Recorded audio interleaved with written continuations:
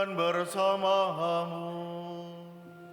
Dan bersama rohmu. Inilah Injil suci menurut Lukas. Dimuliakanlah Tuhan.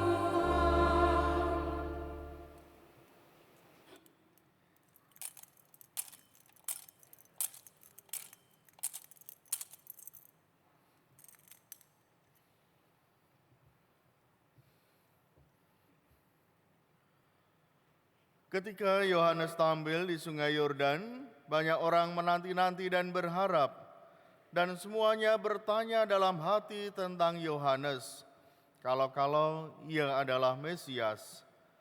Karena itu, Yohanes berkata kepada semua orang itu, "Aku membaptis kamu dengan air, tetapi Dia yang lebih berkuasa daripada aku akan datang, dan membuka tali kasutnya pun aku tidak layak.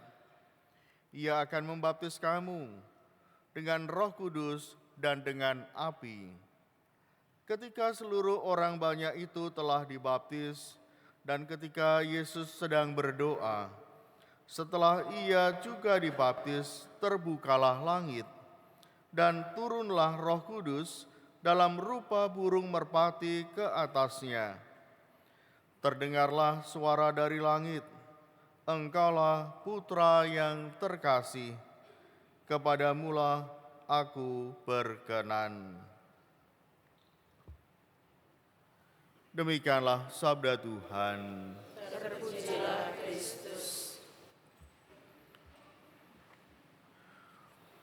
Bapak, Ibu, saudara-saudari yang dikasihi Tuhan, bacaan Injil hari ini dan juga bacaan yang lain serta perayaan yang kita rayakan tentang pembaptisan Tuhan juga mengingatkan tentang pembaptisan kita masing-masing.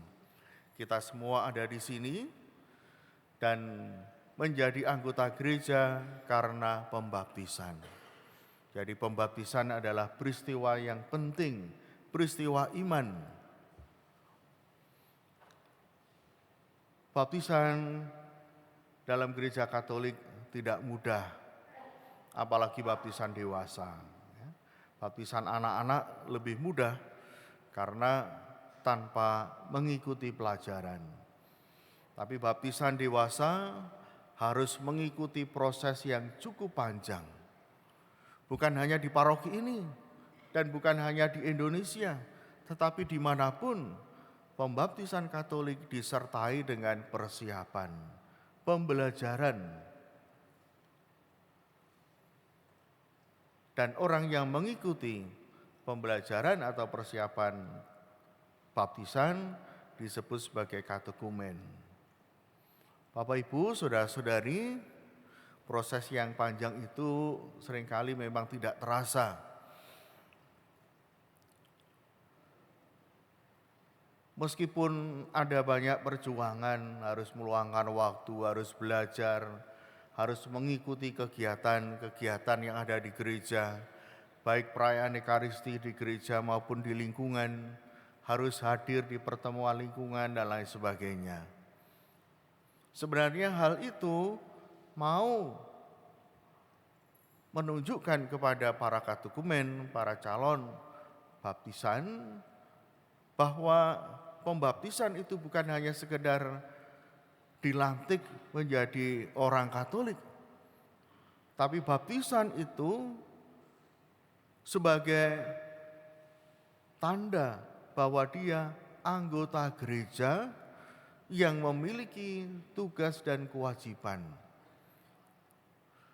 Maka setelah menerima pelajaran dan dibaptis, setelah mengetahui segala hal tentang gereja Katolik, diharapkan menjadi anggota yang aktif, menjadi umat yang berpartisipasi dalam berbagai macam kegiatan gereja.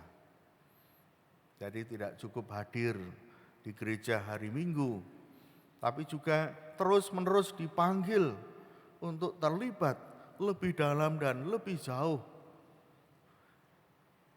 Karena menjadi Katolik berarti mengikuti Yesus dan mau menjawab apa yang Tuhan inginkan bagi hidup kita. Jadi bukan hanya sekedar menerima KTP lalu terserah mau hidup seperti apa. Yang penting punya KTP, itu sudah jaminan, sudah sebagai tanda bahwa kita orang Katolik. Tidak cukup itu. Tapi baptisan adalah awal di mana kita diajak untuk berproses lebih dalam lagi menjadi seorang Katolik. Dan inilah indahnya, proses itu tidak sama.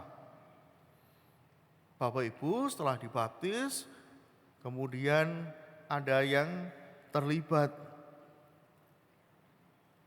Mungkin awalnya baru hadir ya, sebagai umat di lingkungan, di paroki. Tapi kemudian ternyata mulai peka. Oh, ada kegiatan ini, kok bagus ya. Di lingkungan ada acara misalnya doa rosario. Ternyata itu membuat dia semakin terpanggil. Oh, di lingkungan ada kunjungan orang sakit. Dan ikut tergerak untuk mengunjungi orang sakit. Oh, di lingkungan ada latihan kur. Oh, ternyata saya juga berminat di sana. Nah, itulah proses panggilan sebagai orang Katolik. Ternyata tidak selesai dengan baptisan, dengan pengetahuan tentang agama Katolik, tapi diajak untuk lebih dalam lagi menjadi orang Katolik. Lewat situasi dan kondisi yang ada di lingkungan maupun di paroki. Ternyata setelah beberapa waktu, terpanggil untuk menjadi anggota KUR. Terpanggil untuk melayani, menjadi PUK. Oh, ada kegiatan merangkai bunga, saya ikut. Nah, lewat berbagai macam pelayanan itu kita dimurnikan. Jadi Bapak Ibu, ada orang yang merasa bahwa dengan melayani semakin bijaksana. Dengan melayani semakin mengerti apa kehendak Tuhan dalam hidupnya. Memang ada yang tidak sempat aktif, baik di paroki maupun di lingkungan. Tetapi kemudian berjumpa dengan kelompok-kelompok kategorial. Ada ME, ada kelompok pria sejati, ya, ada choice, ada macam-macam. Ternyata dipanggil lewat kelompok-kelompok ini, komunitas-komunitas ini. Ada PDKK, maka mulai terlibat di sana. Dan mulai aktif. Dan diproses, dibentuk dalam komunitas itu sebagai orang Katolik. Mungkin si A tidak sama dengan si B tadi yang aktif di lingkungan. Ini aktif di kelompok kategorial. Ini aktif di kelompok yang lain lagi. Tapi semua adalah proses bahwa menjadi Katolik tidak berhenti di baptis. Tapi Anda dipanggil untuk terus mengerti, masuk dalam gereja Katolik. Dan ternyata banyak hal yang perlu membutuhkan tenaga dan waktu kita. Bapak Ibu saudara-saudari yang dikasihi Tuhan, tentu itu panggilan-panggilan yang muncul lewat situasi dan keadaan. Tapi sebagai orang Katolik, kita semua dipanggil untuk mewujudkan satu keluarga. Ketika Yesus menerima baptisan, lalu terdengar suara dari awan, suara dari langit. Ia mengatakan, engkaulah putraku yang terkasih, kepadamulah aku berkenan. Dan ini diyakini oleh gereja bukan hanya ditujukan kepada Tuhan Yesus, tetapi kepada semua orang yang dibaptis. Maka orang yang dibaptis adalah putra-putri Allah, anak-anak Allah, satu keluarga. Jadi dengan pembaptisan, Allah menghendaki kita menjadi satu keluarga. Meskipun kita sudah punya keluarga masing-masing, keluarga real, tetapi bagi Allah itu belum cukup. Kita disatukan menjadi keluarga besar. Bapak, Ibu, saudara-saudari, komunitas terkecil dan indah yang memberikan kita kebahagiaan adalah keluarga. Kita semua pasti merindukan untuk selalu berada dalam keluarga. Dalam keluarga itu ada kasih. Ya. Dalam keluarga orang menjadi aman, orang terlindungi. Dalam keluarga juga ada saling melayani satu sama lain. Sehingga kalau kehilangan anggota keluarga itu betapa sedihnya. Nah, keluarga yang memberikan kebahagiaan itu dan hidup dengan penuh cinta kasih, ingin oleh Allah itu dirasakan kita semua, diwujudkan. Meskipun ada banyak perbedaan, mungkin perbedaan suku, ya, perbedaan-perbedaan yang lain. Tetapi situasi keluarga ini harus kita bangun dalam gereja Katolik. Maka Anda satu sama lain adalah keluarga. Apa tugas kita sebagai keluarga? Memperhatikan. Ya. Anda tidak hidup sendirian. Dalam keluarga Anda tidak bisa hidup sendirian. Oleh orang tua pasti diberi tugas. Oleh orang tua pasti diminta untuk tidak selalu ada di kamar, tidak boleh menutup diri, tapi bergaul, berkomunikasi dengan anggota keluarga yang lain. Ada pertemuan, ada kegiatan bersama. Meskipun itu mungkin ngobrol santai bersama dalam keluarga, ya, pergi atau rekreasi bersama, tapi itu menimbulkan kesan. Dan hal itu menjadi semakin dekat. Coba kalau keluarga itu sendiri-sendiri, ya. Papanya punya kegiatan sendiri, pokoknya fokus pada pekerjaannya. Mamanya juga hanya fokus pada dirinya sendiri. Sementara anak-anak demikian, masing-masing selalu ada di kamar. Keluar hanya ketika makan, ketika sekolah, tidak ada komunikasi. Maka Anda tidak akan merasakan bahwa Anda mempunyai keluarga. Tapi kalau di keluarga itu ada komunikasi, ada interaksi, ada kegiatan bersama, di situ mulai tercipta, mulai tumbuh adanya kasih, dan orang merasakan saya diperhatikan. Dan sebaliknya, ketika orang dikasih, orang dilayani, dia juga ingin melayani. Nah, itulah keluarga, Bapak, Ibu, saudara-saudari.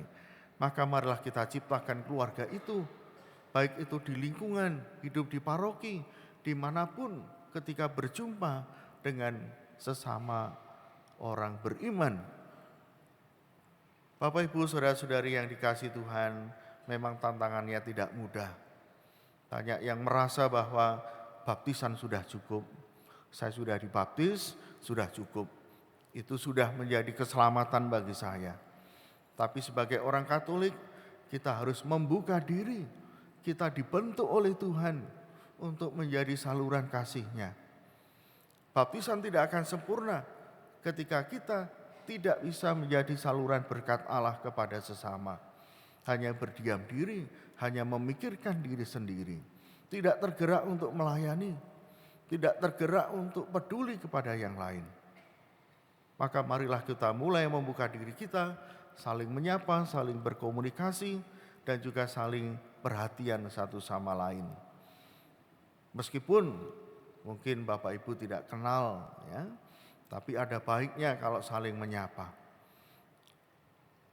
Dan pada suatu ketika ada seorang yang mempunyai beban berat dalam hidupnya. Dia merasa sendirian dalam gereja. Orang melihat yang lain, umat yang lain melihat bahwa orang ini tidak gembira. Orang ini penuh dengan beban. Apa yang dilakukan hanya menghakimi saja. Ya. Dia tidak peduli, tidak ingin meringankan beban orang yang sedang ada masalah, ada problem yang berat. Sebagai seorang saudara kita dipanggil untuk menyapa, untuk memberikan peneguhan, ataupun mungkin hal yang bisa dan biasa kita lakukan adalah mendoakan. Itu akan menjadi kekuatan penghiburan dan membuat orang kembali bersukacita. Nah, Bapak Ibu Saudara-saudari, sebagai orang Katolik, mari kita bersyukur atas pembaptisan ini, dan dengan pembaptisan kita dibentuk untuk menjadi orang beriman yang sungguh mengalami kehadiran Tuhan, dan kehadiran itu kita wartakan dalam hidup kita sehari-hari. Berkat Tuhan menyertai kita. Amin.